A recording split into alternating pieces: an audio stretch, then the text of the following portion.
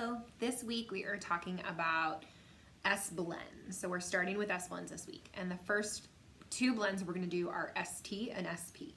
So we will be using the cue like this S, to remind your children to make the snake sound. So that is a good cue for you to use this week to remind your children to put that sound on those S blend words like spoon and stop and those kinds of things.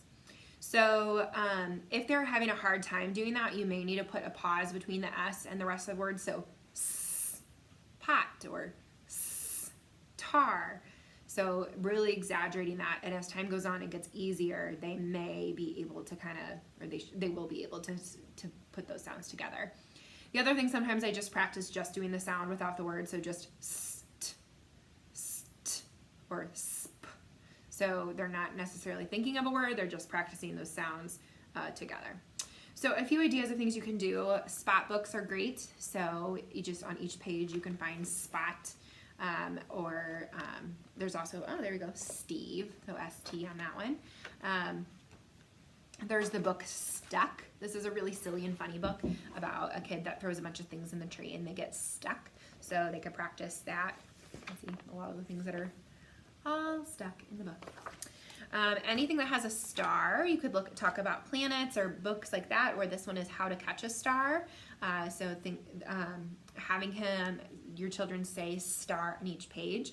But when you're also reading the book, just really exaggerate those words that have those sounds in it to help draw attention to those for your child. There's also the book Spider on the Floor. This is also a song, so you could always just sing this song with them, or Itsy Bitsy Spider, or Twinkle Twinkle Little Star. Those kinds of things are good as well. For those kids that love cars and trucks, we can work on saying the words start and stop, so that would be a good thing to do. They can also work on decorating something, making a craft using stickers and stamps. So you could even give them a choice, like, okay, we're gonna decorate, do you wanna use a sticker or a stamp? And then they put one on, and then you ask again, do you want to use a sticker or a stamp? So they have to say it every time, and there's a reason for them to have to say it versus us always just asking them, say the word, say the word. There's some fun games that you can do. Any games that have a spinner, okay? So Hi-Ho Cheerio is a perfect example. Every time that someone has to take a turn, they have to tell us, okay, what do I need to do? Cover up the spinner so they can't just spin it, or what do you need to do? Spin, okay? So there's lots of different games that have spinners. Think about what you might already have at home. Another fun one is doing games that have these sticks in them. So there's like this, there's like Kerplunk, there's a bee one, I think.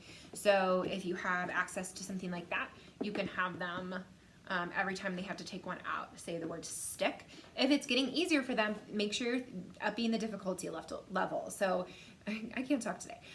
So if they can say stick, then have them say pink stick and see, can they still put that S blend on there? If they can't, then you may need to have them kind of break it up. Pink stick, and then hopefully we can get those words together. So I think that's all I have for right now. If you have any questions about these sounds or anything else that you need to work on with your kids, let us know. All right, thanks, bye.